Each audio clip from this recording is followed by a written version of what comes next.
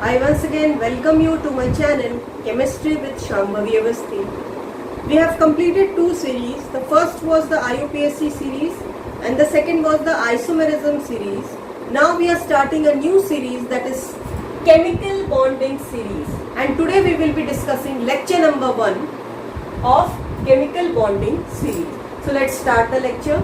Now it was seen that atoms of elements which were present in nature, they were not capable of existing as simple atoms. They used to combine with other atoms, either with their own atoms they used to combine, or with the atoms of other elements they used to combine to form molecules. So atoms were not capable of free existence. So what happened? What they did, atoms were not capable of existing freely in the nature.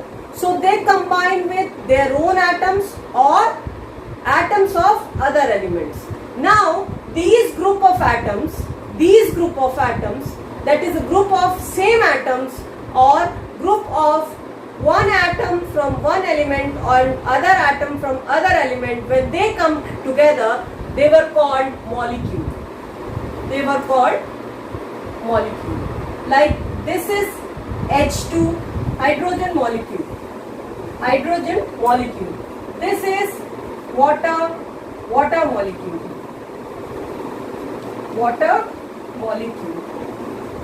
Okay, H2O.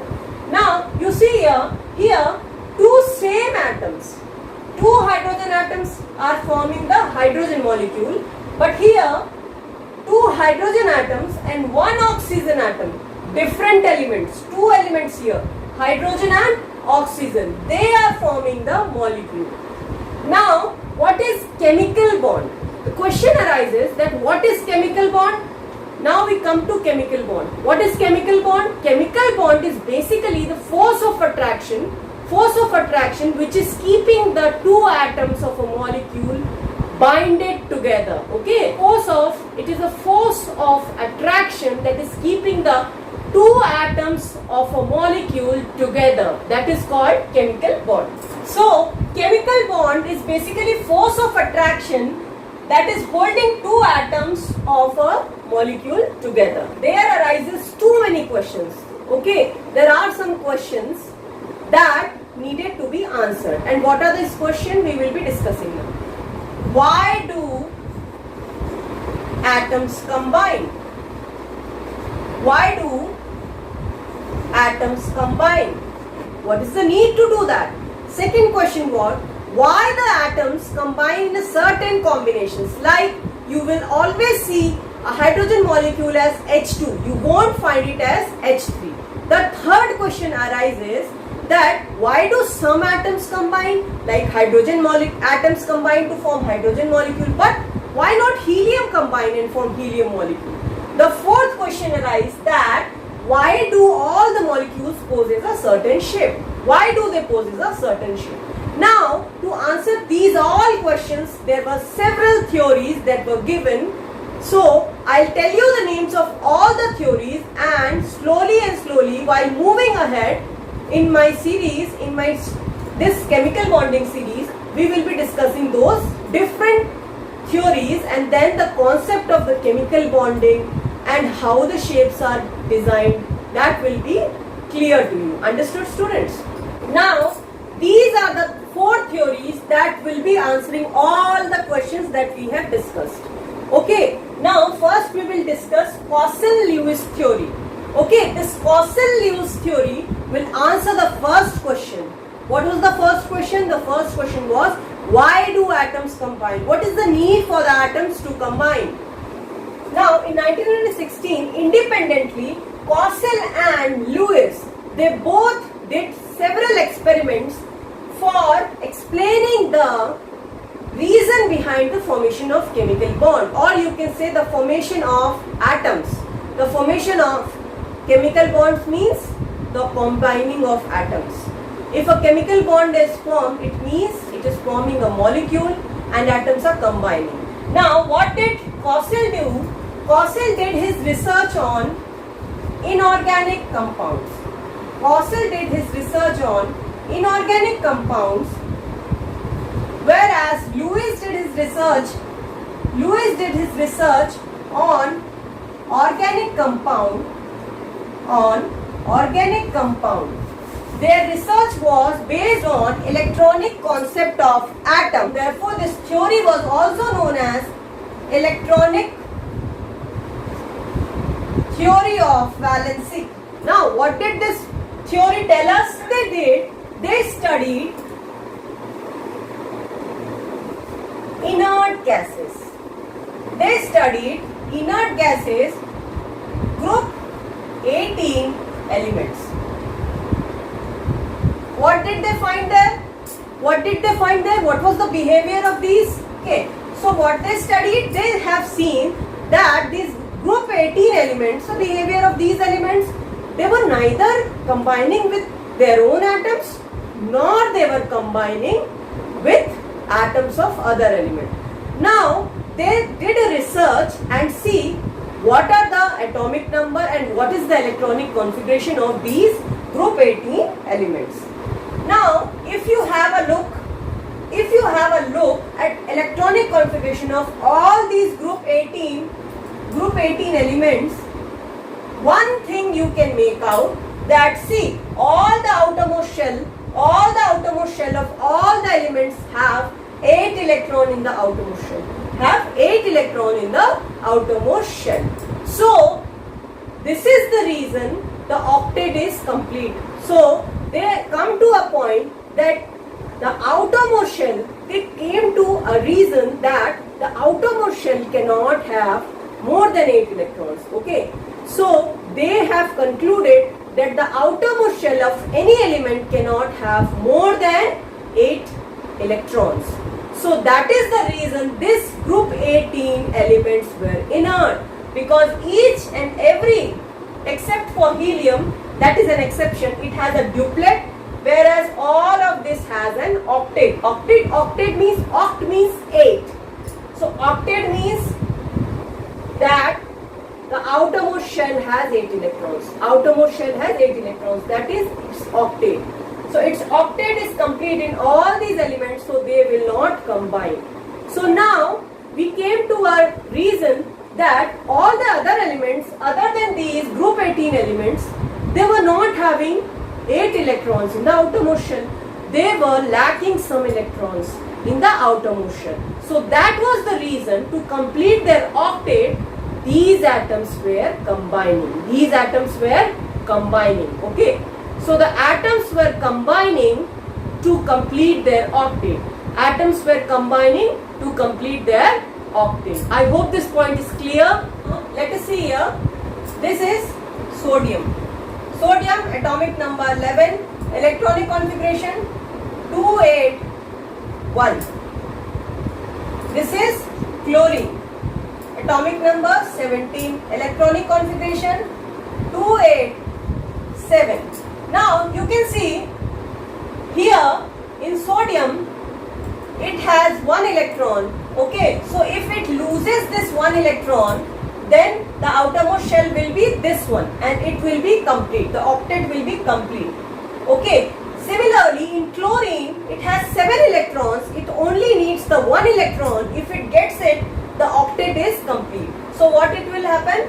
This will release 1 electron and this will gain 1 electron. Okay. So the next question that we will be answering is, how do they combine? How do the atoms combine? In that portion we will be discussing what are the types of chemical bonds. That will be formed while the combination of atoms. Second question is, how do atoms combine? Now it is saying, in other terms we can say that what are the types of bonding. Okay, how they are combining. So there are 2 ways, either by complete transfer of electrons or by sharing of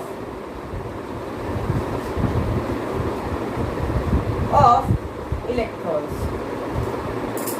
Now, the bonds which are formed by complete transfer of electrons, they are called electrovalent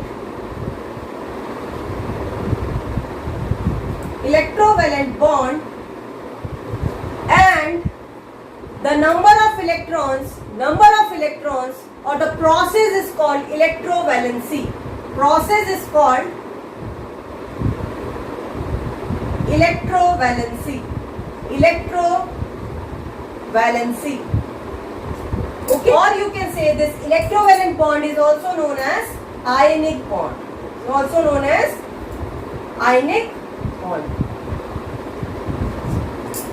These bonds where the sharing of electrons takes place,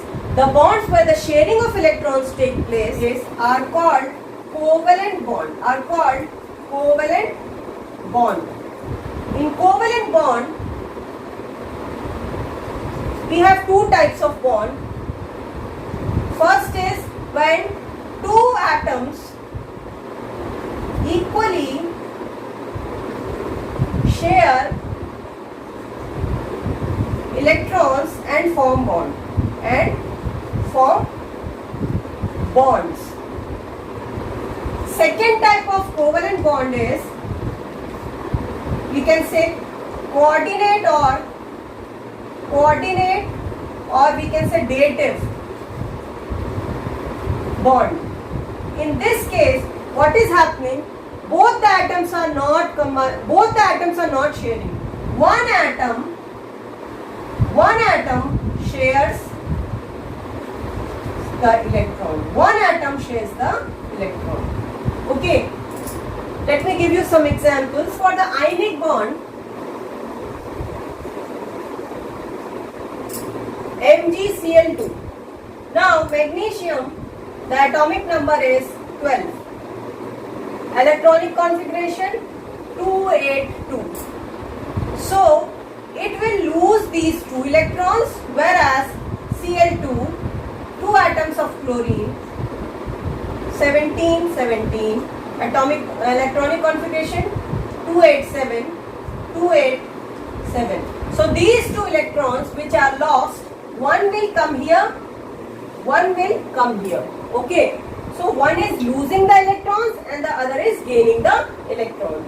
So this Mg, it will lose 2 electrons and thus it will form Mg plus 2. Plus sign will come because the negative charge has gone. Negative charge, loss of 2 negative charge. So positive sign will come here. Now what will happen? This chlorine, one atom of chlorine, it will gain 1 electron, it will form Cl minus. And the other atom will also gain another electron, it will form Cl minus. Now what will happen? This Mg plus 2, it combines with 2 Cl minus and it forms MgCl2. I hope this is clear how the ionic bonds are being formed. Covalent bond. First type of covalent bond, that is the covalent bond in which both the atoms are sharing the electrons.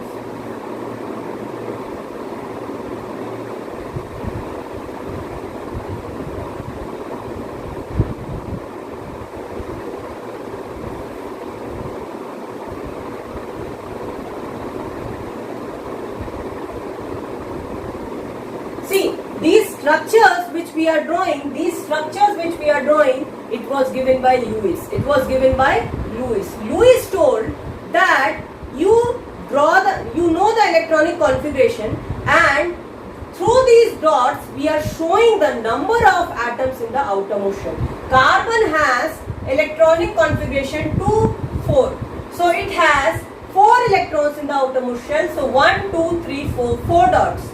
Oxygen has electronic configuration 2, 6.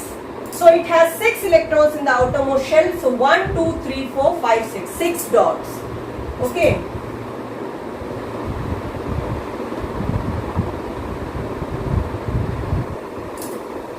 Okay, now what will happen? Now carbon will share these electrons.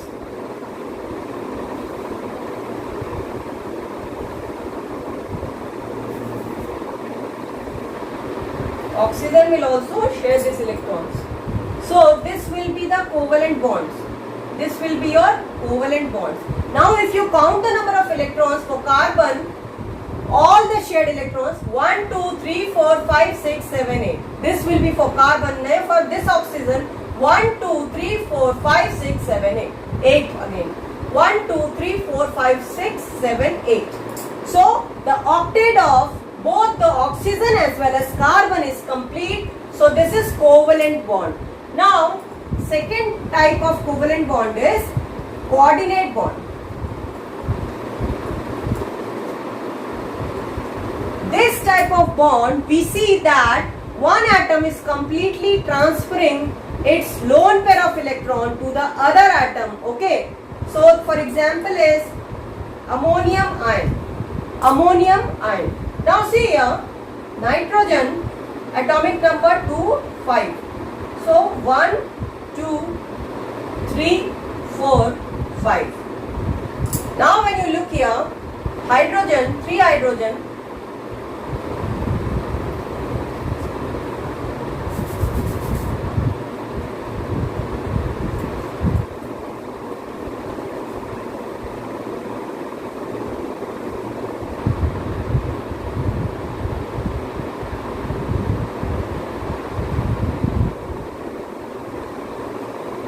Now how many electrons of nitrogen are left? 1 and 2.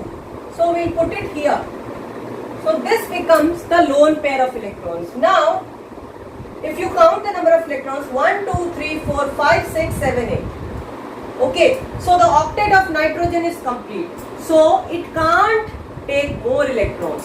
So what it does, it donates this lone pair of electrons. We show it by an arrow. This arrow shows, the arrowhead will show where the electrons are going. This arrowhead is showing where the electrons are going. So they are going to this hydrogen. Okay, they are going to this hydrogen. So when these electrons will go to the hydrogen for forming the bond, fourth bond, then a positive charge will come on the nitrogen. A positive charge will come on nitrogen because now it has become deficient. It has donated its electron to hydrogen. So this is how this ammonium ion is formed. Other examples are amine oxides. Amine oxides. They also form coordinate bond. They also form coordinate bond. What are the factors on which the formation of ionic bonds depends? Factors.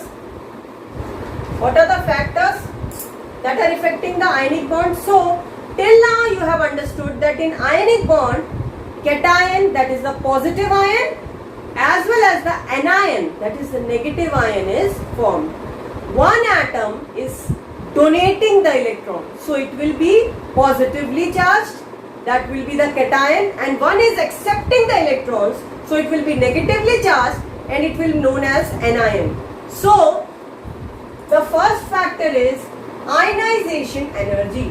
Now what is ionization energy? Ionization energy is the energy required to remove one electron from an isolated atom in its gaseous form. Suppose this is an atom A. So if we vaporize it and we form it in its gaseous form, the energy that will be energy that you will give to take one electron, to take an electron from this isolated atom of an element in its gaseous form, that is known as ionization energy. That is known as ionization energy. I hope this point is clear. Now second is electron affinity. Electron affinity. Electron affinity, what is electron affinity? Or you can say electron gain enthalpy. This ionization energy is also known as ionization enthalpy. ionization enthalpy or ionization energy, electron affinity or electron gain enthalpy, electron gain enthalpy. Now what is this electron affinity? Electron affinity is the energy. Electron affinity is the energy released when an isolated atom in its gaseous form accept one electron. When it accepts one electron. See, whenever any element, whenever atom of any element will accept an electron, there will be a release of energy. Why will be so? See, when the incoming electron is coming to any atom, when the incoming electron is coming to any atom, then there will be a kind of repulsion. There will be a kind of, suppose this is an atom, here is the outermost shell. When an electron is coming from outside, then these electrons in the outermost shell, they will start repelling them. Same charges, they will repel each other. So, some amount of energy will be released. Due to this repulsion, some amount of energy will be released and this electron can enter the outermost shell. Some energy will be released and this electron will be entering the outermost shell. So, electron affinity is the energy that is released when an electron enters an isolated atom of any element in its gaseous form. So what is happening here? Suppose this is an atom B. Now we will convert it into its gaseous form and then one electron enters it. So this will gain one electron and it will form a negative ion. It will form a negative ion in its gaseous form. Understood? I hope this is clear. Now, next factor is lattice energy. What is lattice energy? Lattice energy is energy released when needed amount, or you can say requisite amount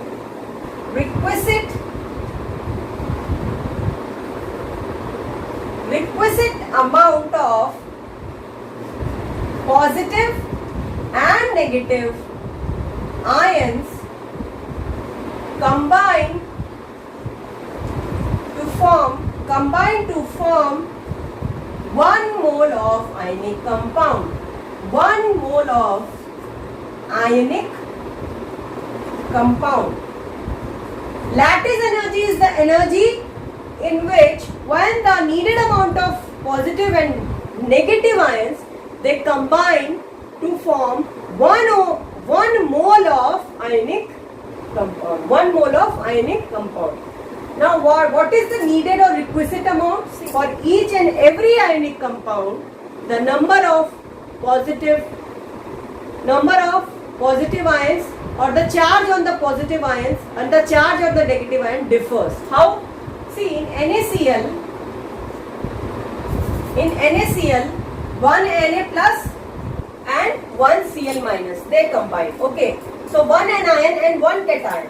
But in MgCl2, what will be the case? Mg plus 2. 1 cation with plus 2 charge, but 2 anions. Here we are mixing it with it. 2 anions. How many anions? 1 and 2. 2 anions, they combine to form MgCl. So that is called the needed or the requisite amount of anion and cation. Requisite amount of positive and negative charge. So I hope this point is clear. So this is the lattice energy. Now there are some factors on which this lattice energy depends that we will be discussing next. There is a simple rule. Anything which has more energy is unstable. Anything which has more energy is unstable and anything which has lesser energy is more stable. So when we are forming a lattice, when we are forming NaCl ionic compound, then the energy that is released on the combination of both the cation and the anion is lattice energy. So more the lattice energy released, more stable is the ionic compound. More the energy released, more stable is the compound. So more the energy released,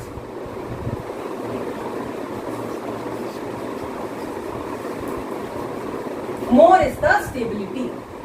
More is the stability. Now what are the factors? First is charge on ions.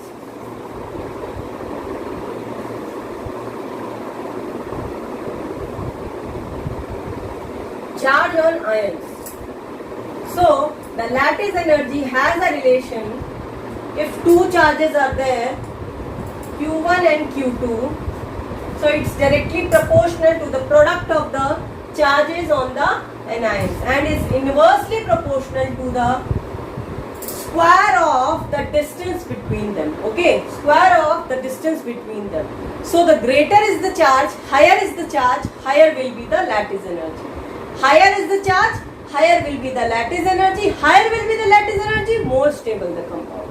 Higher the charge, higher is the lattice energy and more stable is the compound. There is one saying that we don't get elements with large charges because charges somehow work. If there anything is charged, if any species is charged, we say that very high charge it's not stable. Very high charge is not stable. So one more factor is there, that is internuclear distance. Internuclear distance. Now this distance depends upon the size of atom. This distance depends upon the size of atom. Now if any compound, it has 3 shells, 14, so it will be 2, 8, 4. So 3 shells. And suppose we take nitrogen. Suppose we take nitrogen, atomic number 7, so 2 and 5. Now you can see here it has 2 shells, here it has 3 shells. So if it is 2 shells, size is smaller. Size is smaller. So the internuclear distance, that is the distance from the nucleus, that is less. That is less. So the internuclear distance is less. So when they are 2 atoms which have lesser internuclear distance, when they combine, they will be really close to each other due to the nuclear push. Because they are closer to the nucleus. So the bond formed will be more stronger. The bond formed will be more stronger. More energy is released, more stable the compound. So if the internuclear distance is lesser, then what will happen? More stable the compound. Internuclear distance is lesser, bonds between the atoms will be stronger due to the nuclear push, due to the nuclear attraction between the atoms. So we can say that lattice energy will be higher. Stable the compound. I hope this is clear. Now Born-Haber cycle. Born-Haber cycle. Max Born and Fritz Haber in 1919, what they did, they used the Hess law. They used the Hess law for calculation of lattice energy,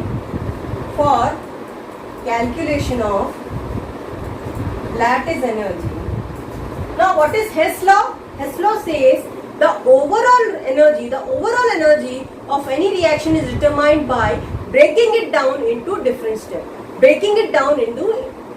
steps. The overall energy that is released during any chemical reaction, that is the lattice energy, okay, that will be that will be determined by breaking the whole process into different steps. Some values are given. Now, these are some values. See, this is MgBr2. So, we need to form MgBr2. The heat of formation is given. Now, sublimation of Mg is given. Sublimation energy is given. Vaporization, when we vaporize this Br2 to the gaseous form, that is given.